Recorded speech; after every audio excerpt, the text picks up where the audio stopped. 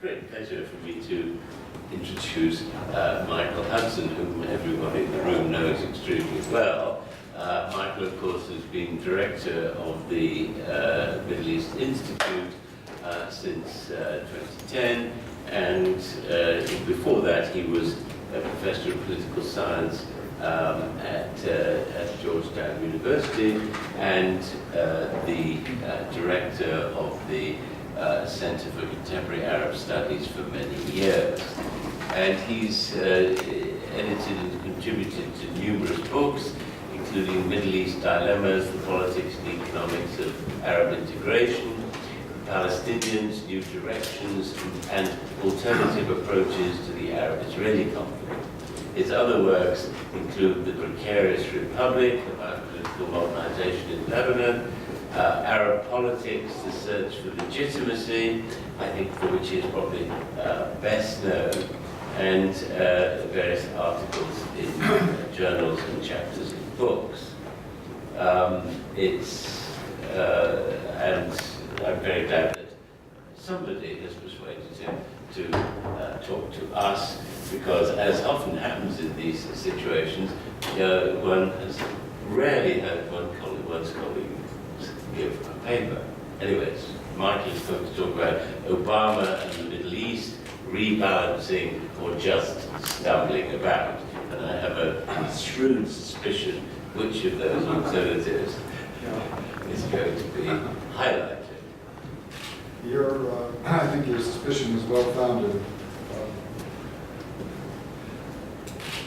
I'm really happy to have the chance. I was the one actually that volunteered to do this because I wanted to expose my thinking, such as it is, on the subject to other people and to their comments and critiques. I've been working lately on two broad research projects. The broader one has to do with trying to synthesize and comprehend the question of legitimacy and participation in Arab politics, particularly in light of the uprisings that have happened, of course, since the end of 2010.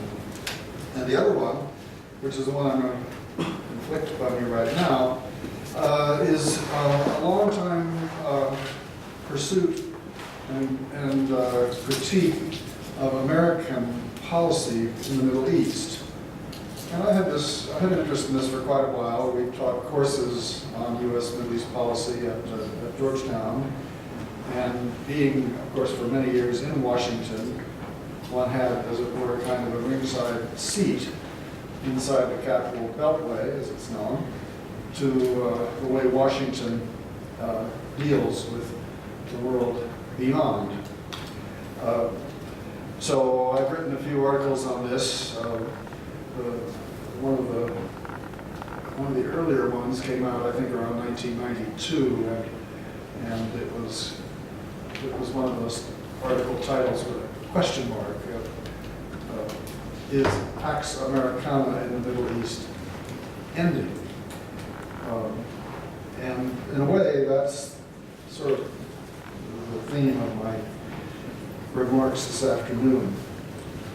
So, with the region in turmoil, the global strategic balance shifting, and domestic challenges pressing, the Obama administration appears to be improvising. In Asia, there's a widespread view that America is in decline globally, that the tilt, so-called, to Asia is not serious, and that this administration is weak and confused. Is that view too harsh? I don't think so. We shall look at the U.S. Policy toward the Arab uprisings, toward Iran and the Gulf, Al-Qaeda, Palestinian-Israeli conflict. Is a Pax Americana for the Middle East possible or even necessary? And I was all set to offer you a blistering indictment of Obama's dithering Middle East policy. The word dithering is the word that the Saudi Prince Turki al-Faisal used in a speech at a conference in Washington that I attended last November. And it's a pretty harsh term. And I was ready to go right along with that and give him, as a professor will do, we like to grade our subjects. I would have given him a D. And then I've been thinking about this, and I've had second thoughts, and I wondered if I was being too harsh. After all, he's much better than his predecessor. And I must confess a certain ambivalence, and I will give you a chance, really, when I finish talking, to give him your grade, whatever you think that he or the Washington administration deserves. So I am ambivalent, and I'm inclined, at least initially, to raise the grade to a gentleman's C. But perhaps I should add that when I spoke on this subject recently, a few weeks ago, before the Egyptian Council on Foreign Relations in Cairo, several members of the audience said I should give him an F. There's no love lost for Washington and Obama in Egypt these days.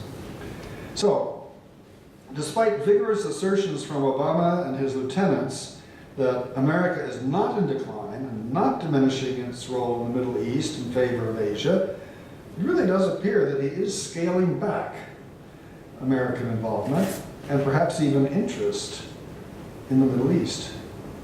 This may not be such a bad thing.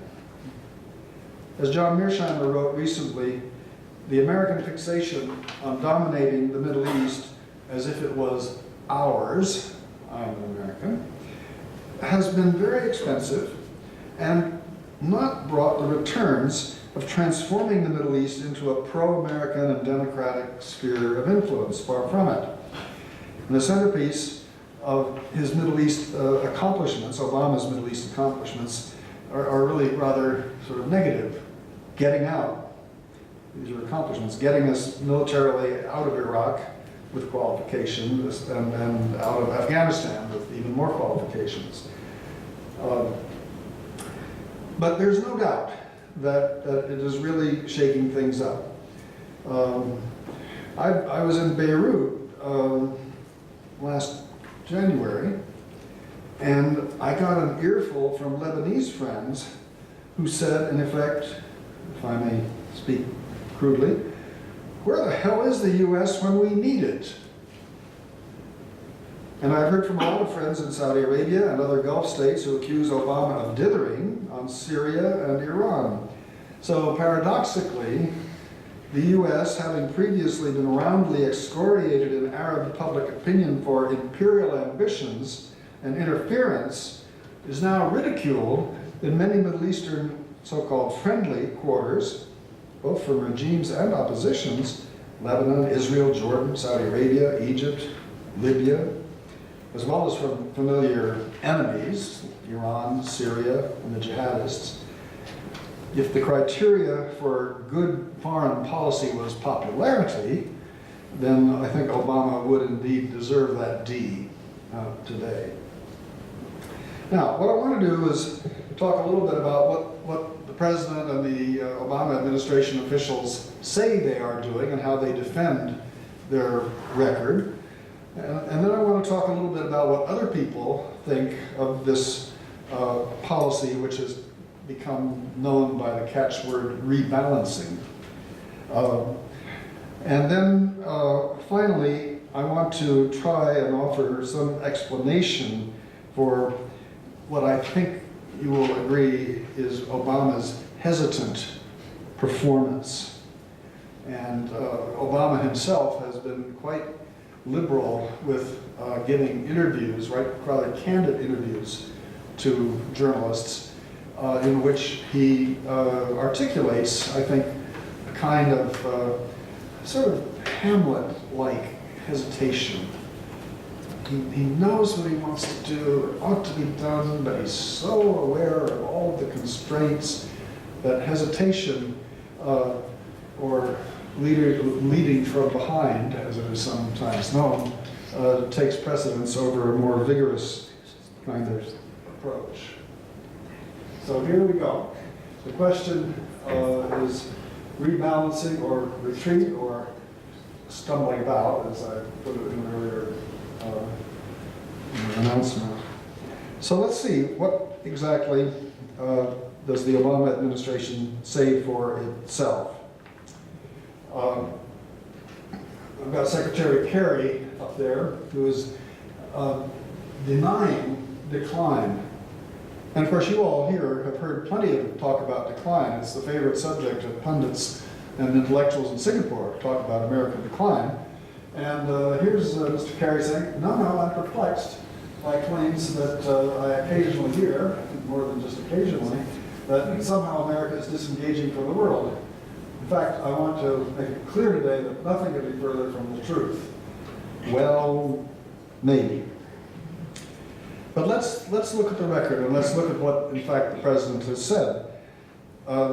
President Obama gave his State of the Union speech. It's a big speech at the beginning of the year, last January 27th. And this is what he emphasized. While, like Kerry, denying decline, he nevertheless narrows the American agenda to really three things. He said, we want to accomplish withdrawals, military withdrawals in Iraq and Afghanistan. That's important. We want to address the Iranian nuclear issue. That's important. And we want finally to come to a Palestinian-Israeli settlement. Now, what was interesting about this was the sort of the precision and the narrowing down of goals, but also what was not said. And it was curious that in that whole speech, which in fact was mostly devoted to discussion of domestic issues rather than foreign issues, which reflects, I think, Obama's underlying priorities, in that whole speech there was only a passing reference to bringing democracy to the Middle East or anywhere else.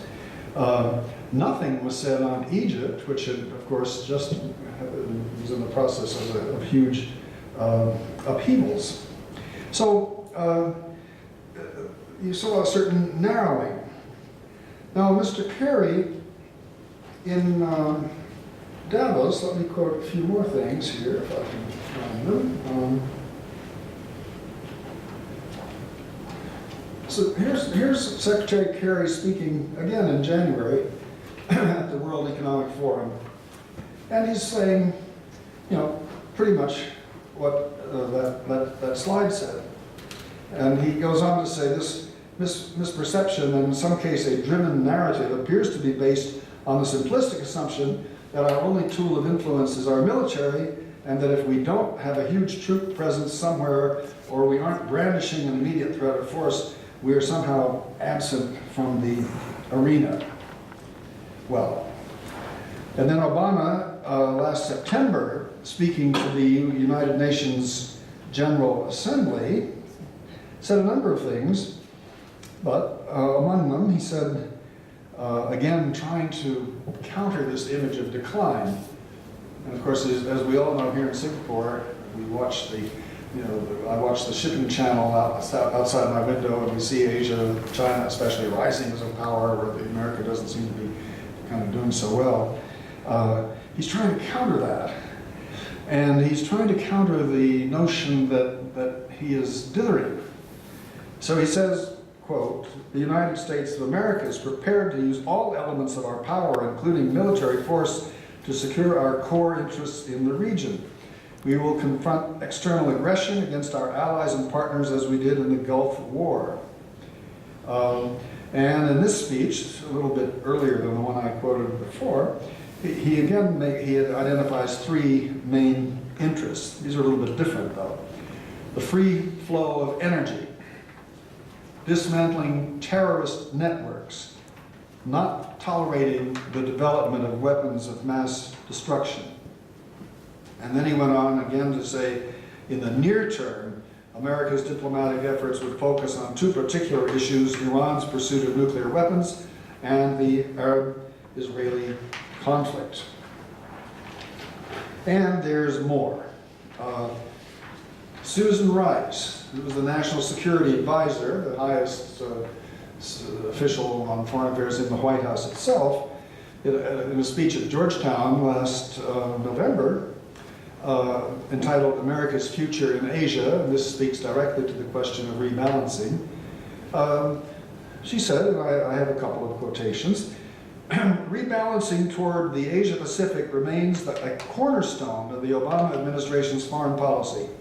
No matter how many hotspots emerge elsewhere, we will continue to deepen our enduring commitment to the region.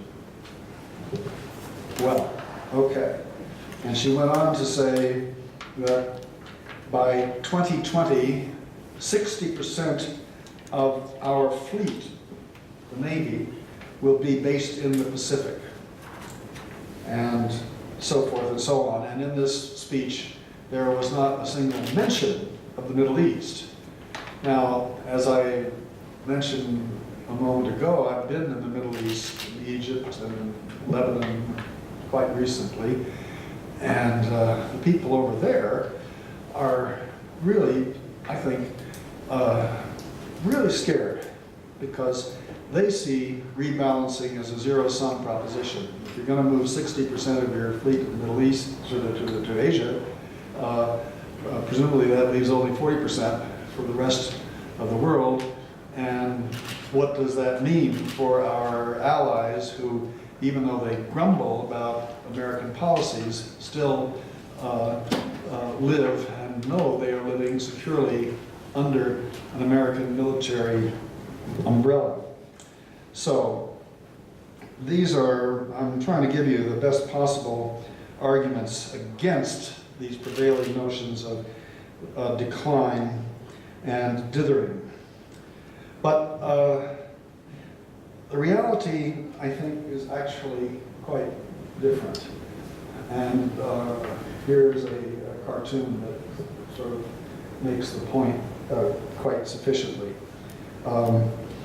America may not be in decline. Some people think it is, but I'm not sure it's really in decline, but it clearly seems to be downsizing as others rise. And decline in the Middle East accelerates impressions of decline elsewhere, even as we keep a huge military presence around the Middle East. And we do keep, and we say we will keep, a very substantial military presence in the Middle East. The Deputy Secretary of State, William Burns, speaking in Washington some time ago, last February, said, no country or collection of countries can do for the Gulf states what the U.S. has done and continues to do. The U.S. military commitment is greater than ever, with 35,000 troops and over a dozen bases in the region of the Gulf.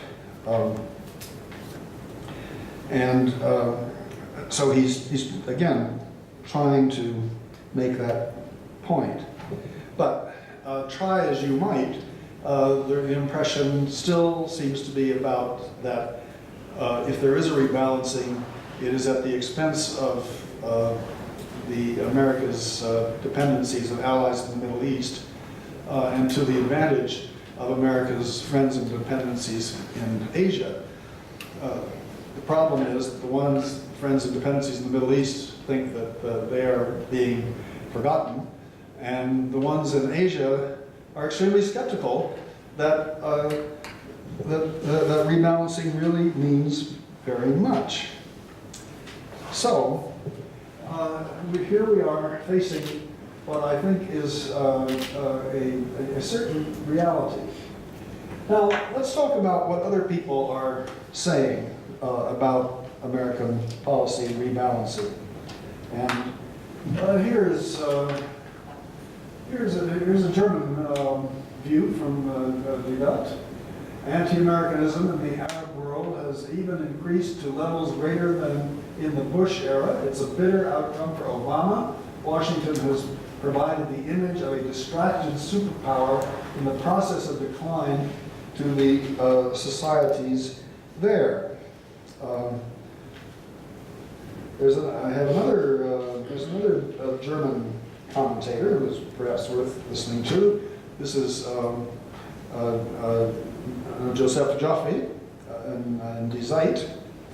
And Joffe is writing, he's quoted here in the New Yorker last January, saying, there is certainly consistency and coherence in his attempt to retract from the troubles of the world, to get the U.S. out of harm's way, in order to do a little nation building at home, as he has so often put it. If you want to be harsh about it, he wants to turn the U.S. into a very large medium power, into an XXL France or Germany, an extra large France or Germany. That's rather cutting. But it is not, I think, an isolated opinion from Europe. And as for the Middle East, again, there is skepticism, not hostility. Now here's the Field Marshal Abdel Fattah Sisi, who, as you all remember, last June overturned the democratically elected government that was led by the Egyptian Muslim Brotherhood, and is now instituting, I can say this having just come from Cairo, a fairly severe form of military rule, even though Egyptian intellectuals that you would have thought better of seem to insist that he's really just expressing the popular will. But when it comes to the United States, the quotation, I think, speaks for itself. He's not very happy. He's not happy in part because the United States gently slapped his wrist by withholding a small amount of military assistance temporarily to protest the very brutal crackdown that Sisi and the popular forces behind him inflicted on the Muslim Brothers in Egypt last August. So the regional opinion also is looking at us in a very skeptical way. And here's the view from here. And I've read the Straits Times often enough to get the point that here comes China and there goes America. Asia's development is not only changing the destiny of the Asian people, but also exerting a growing impact on the development of the world.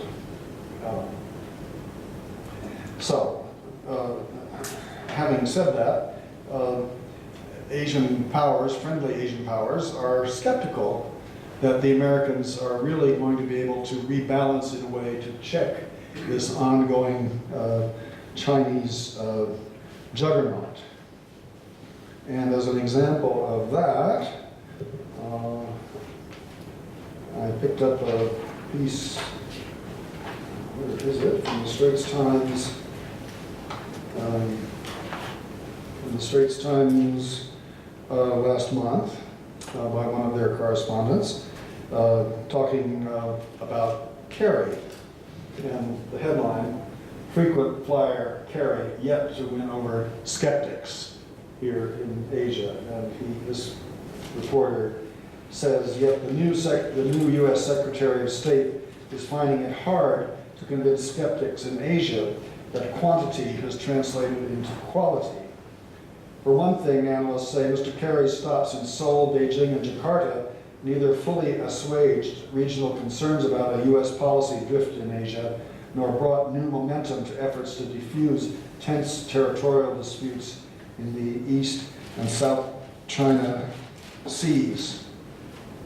And the actual evidence of rebalancing, at least in the military sense, is still fairly sparse as far as I understand it. Military redeployments to Asia have so far been fairly minimal. 5 littoral landing craft ships have been deployed here to Singapore, which is something, but that's 5 ships to Singapore. something, but not perhaps a lot. 1,500 Marines, US Marines, have been deployed to Darwin, Australia. That has not impressed Asian strategic analysts very much. 1,500 Marines against how many hundreds of thousands Chinese? I don't know, but not impressed. And of course, at the same time that our Secretary of Defense, Chuck Hagel, says that we're not depleting in the Middle East to rebalance to Asia, the Japanese are not at all thrilled at what they saw as the U.S. very tepid response to China's assertion of new airspace rights and other seemingly aggressive moves that were being made by Beijing. I can tell you of an anecdote. I was at a meeting in the United States last October, the Middle East Studies Association, and there were some analysts from China there. And one of them, we had lunch, and this fellow, I've forgotten his name, I have it somewhere, but he's from a think tank in Shanghai. And he said, you know, we were watching very carefully how the United States handled Syria. And we were very interested when President Obama threatened the use of force, but then backed off and seemingly almost in a kind of ad hoc manner stumbled into a diversion thrown to him, ironically, by the Russians, who gave him a chemical weapons deal to get him off the hook. And the Chinese analyst said, well, our leaders noted that, and they drew the conclusion that if Obama is a bit reluctant to use U.S. military muscle in the Middle East, maybe he's reluctant to use it anywhere. And this analyst said, they have drawn the conclusion that they have a little more freedom of action to push Chinese interests in the East China Sea and the South China Sea, because they're not really convinced, they're certainly not frightened about some kind of an American response, even though, of course, American officials have been out here and trying to, you know, improve base relations with Philippines, Japan, and so forth. So there is a problem. The view from home, these are American publications, a sample. Everybody's talking about American decline. Foreign Policy magazine is quite an important, quite influential magazine. Time, The Atlantic, and so forth. So it's not as if the American public, or at least the American public concerned with foreign affairs, is unaware of what's going on. And why do they have this view? Well, I think they feel that there's been a lot of fumbling in the American performance. Fumbling, for example, in the case of the Arab uprisings. There were about 6 of them, starting roughly in the beginning of 2011.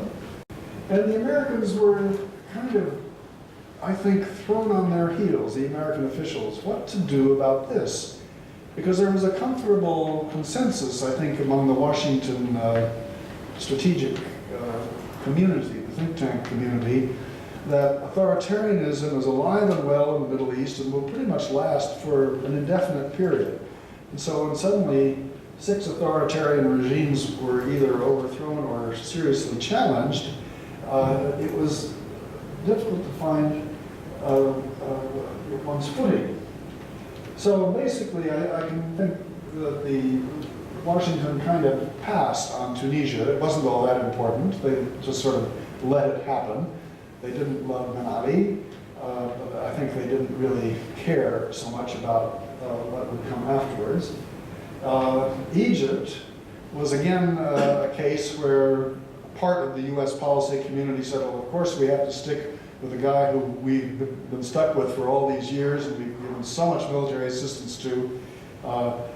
So we must hope that he weathers the storm. When he didn't, when it turned out that he didn't, the White House and the Defense Department, I think, calculated, well, Mubarak has no more utility for us, and it doesn't matter all that much because the Egyptian military somehow will take over and succeed him. Well, when that didn't happen, and there were actually more or less free and fair elections and constitutional changes after a while, you saw a kind of collision between that faction in the policy community that takes a kind of pragmatic, realist view of things, and that faction which takes an idealistic view of things. And the idealists, the people that have been promoting democracy and saying this is part of America's goal in the world, said, well, let's go with this elected government. We don't really like the Muslim Brothers, but they were elected, more or less. And that was fine, except that, of course, this government turned out to be extremely inefficient and incompetent and showed all sorts of repressive traits itself in the year that it was in power. And it ended up that the United States was roundly criticized in Egyptian opinion for supporting the Muslim Brotherhood. Conspiracy theories abounded that the Americans actually put the Muslim Brothers in power as part of a larger plan to bring what the Americans think of as moderate Islam to power throughout the Middle East because they think that's the wave of the future. Well, people in the Muslim Brotherhood, who never trusted the United States, said, well, you know, we think that behind the scenes the Americans are working with the Egyptian Supreme Council of the Armed Forces, and so on and so on. The upshot was, finally, Morsi was overthrown. There was a bloodbath in the streets of Cairo. And today, the United States is roundly despised by all concerned. And my Egyptian friends say, well, we don't really know. Do the Americans really know what they're doing? Do the Americans really know what they want? The Pentagon may want to see a military dictator return. But there are plenty of other elements in American opinion that think that's a really bad idea. And so the upshot is a kind of diffidence. And that is characteristic, as we will see when I give you some quotations from Obama himself, characteristic of the president. Yemen, we took a back seat to, allowing the Gulf Cooperation Council to try to negotiate a kind of pact between various warring factions. That struggle is still not over. Bahrain was a case where realism trumped idealism for the Americans. And even though the Bahrain protest, I think, initially clearly was a citizen protest without particular sectarian content, it was absolutely unthinkable for Saudi Arabia, which is just a few miles away across the causeway, that a monarchy, the Bahrain monarchy, could be threatened by a popular movement. And so there was a lot of rebranding done. Suddenly, the citizen uprising was actually an Iranian-inspired sectarian, Shiite sectarian challenge to the prevailing rule of a Sunni Arab dynasty. And so the Americans, again, are kind of on all sides and on no sides, or at least they're not getting support from very many sides.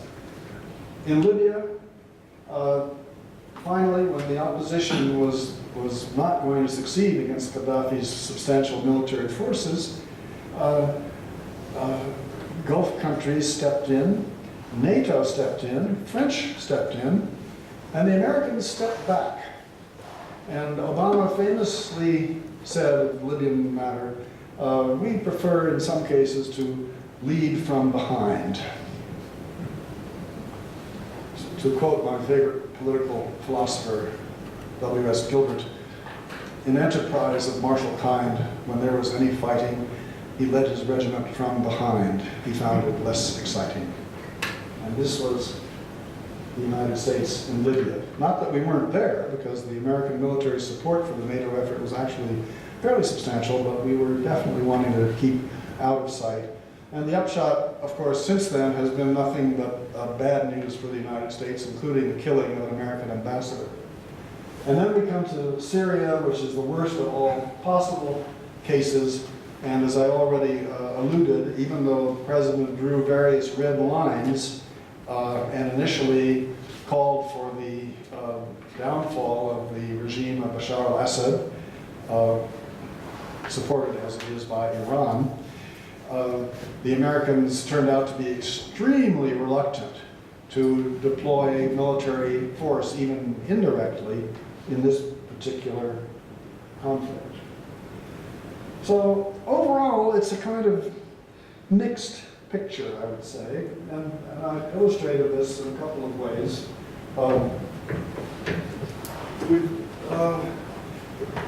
We've seen American military power deployed in Afghanistan and Iraq, the use of drones as from an American point of view, but not from an Afghan point of view, a clean way of killing people. And most importantly, perhaps, and this gets to the question, why does the U.S. dither?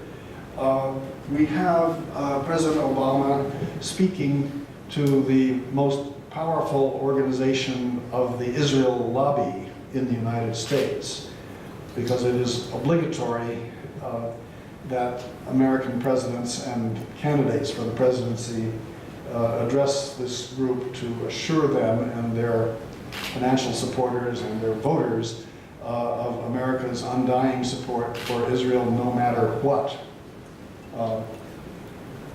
I have a qualification to make to this point later on, and maybe I will get to it, because I will telegraph it right now.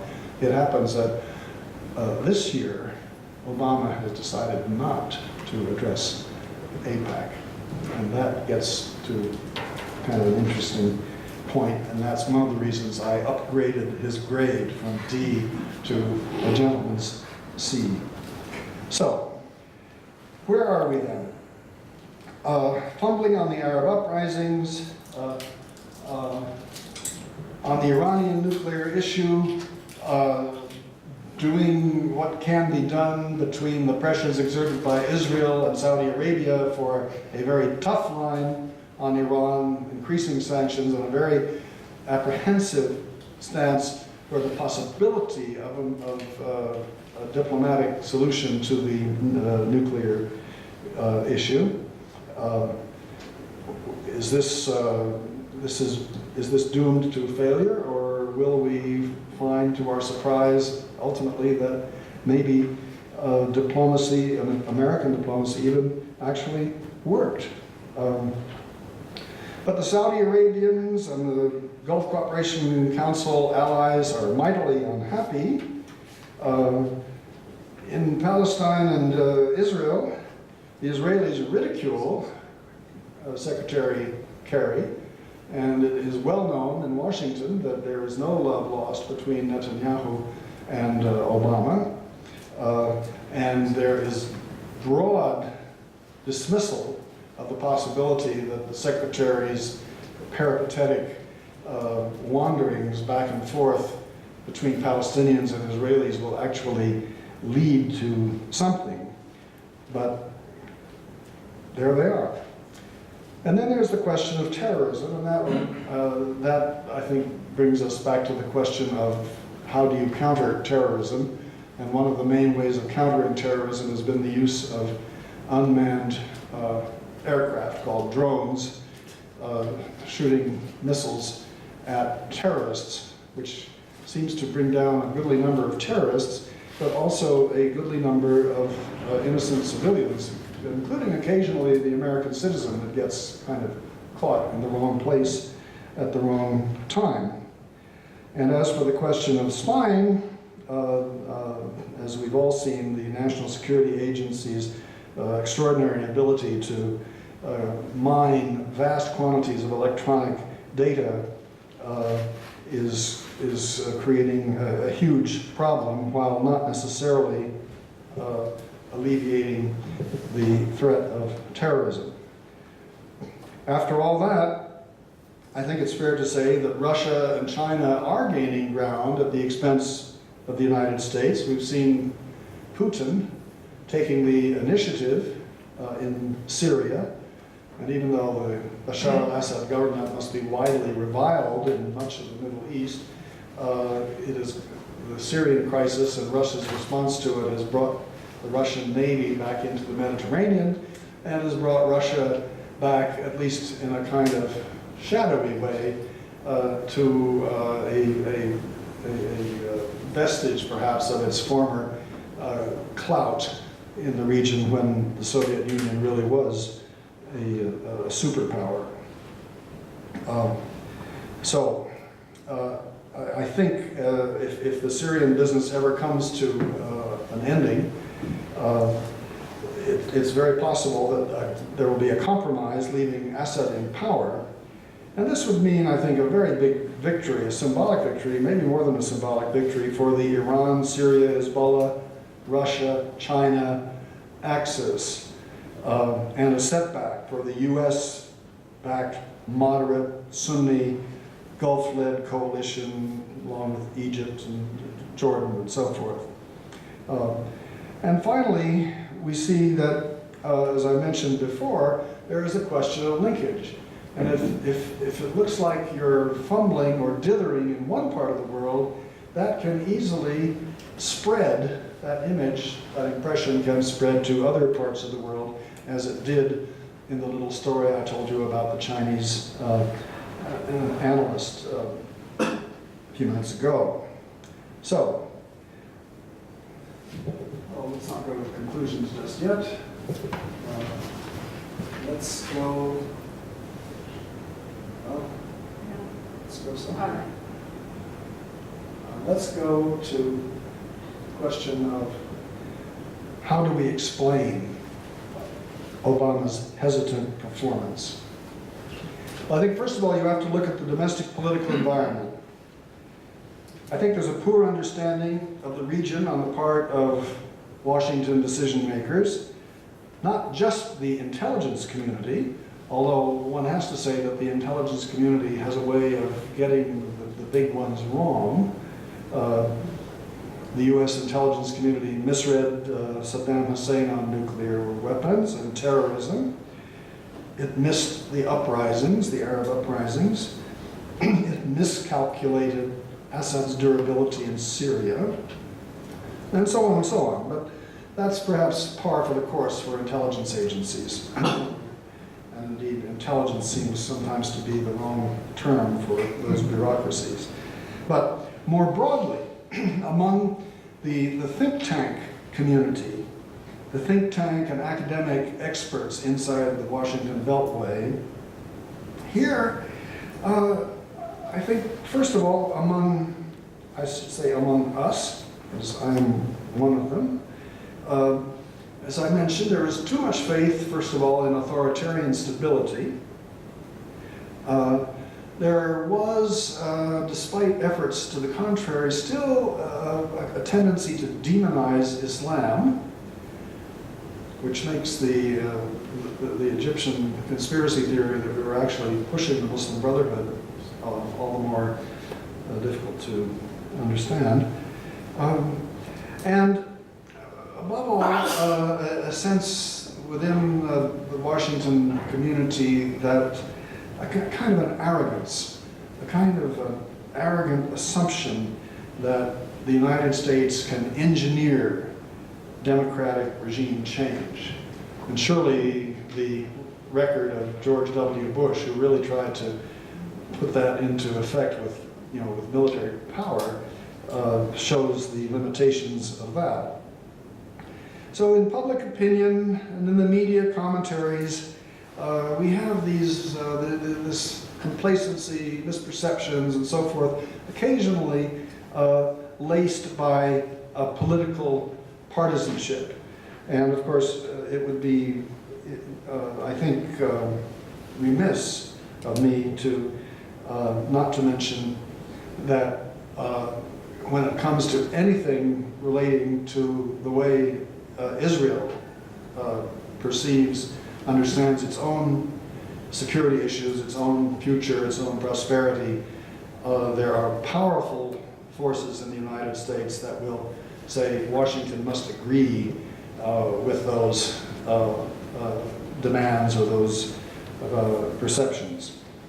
And of course, one has to say that in terms of classic American political party competitiveness, certainly there are fierce critics of this president. To some extent, I'm afraid to say there is a kind of latent racism, I think, in much of the far right's bitter hostility toward Obama. But beyond that, there are just big policy differences. If you look at the Republican Party, and within that, the dominant conservative Tea Party faction, if you listen to Senator John McCain of Arizona, who is a frequent spokesman for them, you kind of get the idea. And if I may give another, I can find it here.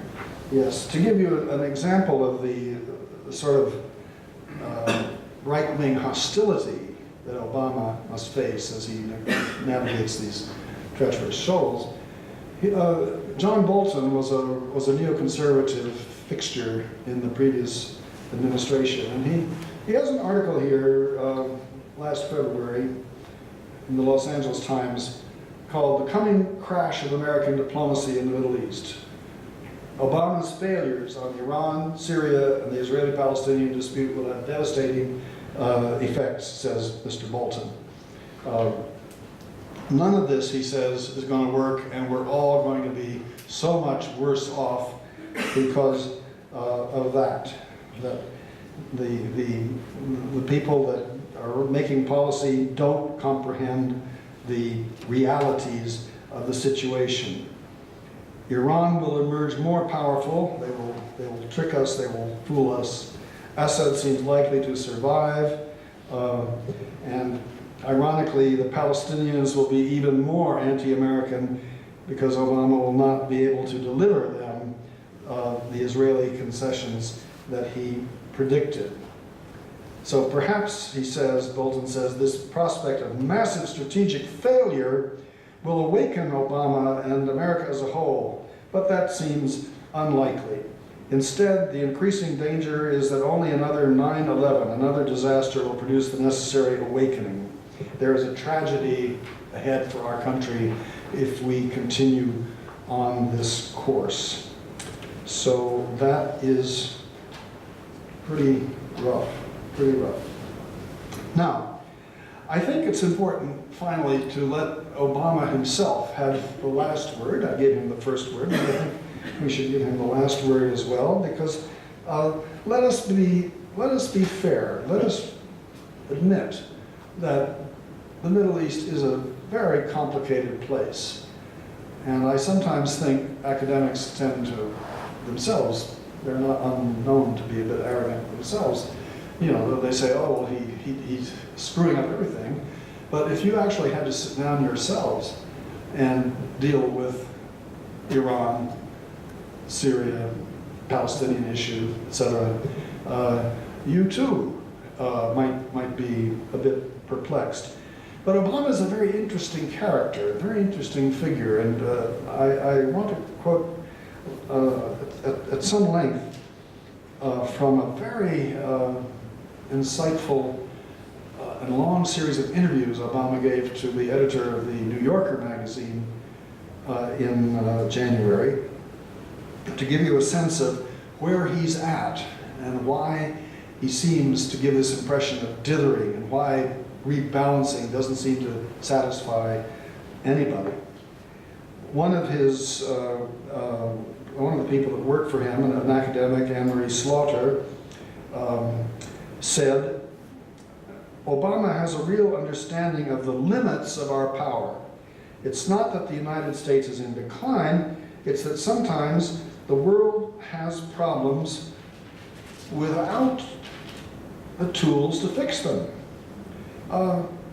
And so they say, you know, what can you do? And Obama told this reporter, and I'm quoting him here, he said, I don't need a new grand strategy. I don't really even need George Kennan right now, a famous American strategist, but rather the right strategic partners. There are currents in history, and you have to figure out how to move them in one direction or another. And his foreign policy advisor, Benjamin Rhodes, said, you can't necessarily determine the final destination. The president subscribes less to a great man theory of history and more to a great movement theory of history. That change happens when people force it or circumstances do. So what you get here, I think, is a sense of a man who understands maybe too well. That's why I invoke the Hamlet comparison. Too well, the dilemmas, the ethical problems, the difficulties of balancing, the constraints, and so on. And of course, it is important to remember that as we look at the explanations for all this, that in the United States today, public opinion, broadly speaking, is very much inclined to endorse this kind of more constrained, limited role for the United States than it used to have. So, in a way, Obama doesn't have a problem with American public opinion. In some ways, he is reflecting it. But let me conclude here, again, with some extended comments that Obama made. And he said he envisaged a new geopolitical equilibrium, one less turbulent than the current landscape of civil war, terror, and sectarian battle, speaking about the Middle East. He said, quote, it would be profoundly in the interest of citizens throughout the region if Sunnis and Shias weren't intent on killing each other. And although it would not solve the entire problem, if we were able to get Iran to operate in a responsible fashion, not funding terrorist organizations, not trying to stir up sectarian discontent in other countries, and not developing a nuclear weapon, you could see an equilibrium developing between Sunni or predominantly Sunni Gulf states and Iran, in which there's competition, perhaps suspicion, but not an active or proxy warfare.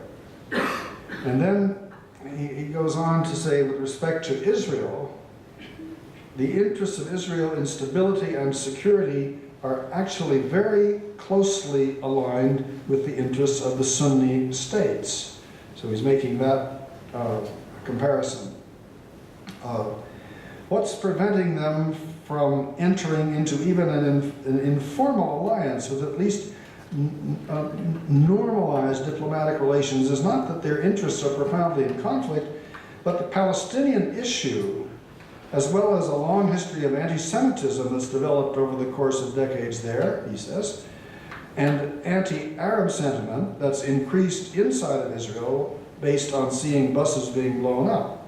Obama said, if you can start unwinding some of that, that creates a new equilibrium. And so I think each individual piece of the puzzle is meant to paint a picture in which conflicts and competition will exist in the region, but that it is contained. It is expressed in ways that don't exact such an enormous toll on the countries involved, and that allow us to work with functioning states to prevent extremists from emerging there. So you can see that this is a very smart man, a very well-read man, and a man who is more cerebrally than sort of viscerally driven. And that's why, in conclusion, I want to raise the grade a little bit. And I would conclude, therefore, that to his credit, Obama is trying to lower the American military profile and the imperialist image. And he's right, if very late, in tackling Palestine, Israel. Instincts are good, but performance is mediocre.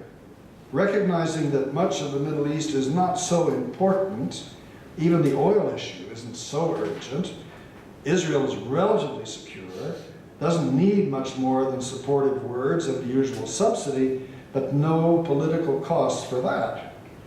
But the execution has, frankly, been mediocre, fumbling, dithering even, shooting from the hip. For example, over Syria, the question of red lines and chemical weapons and so forth.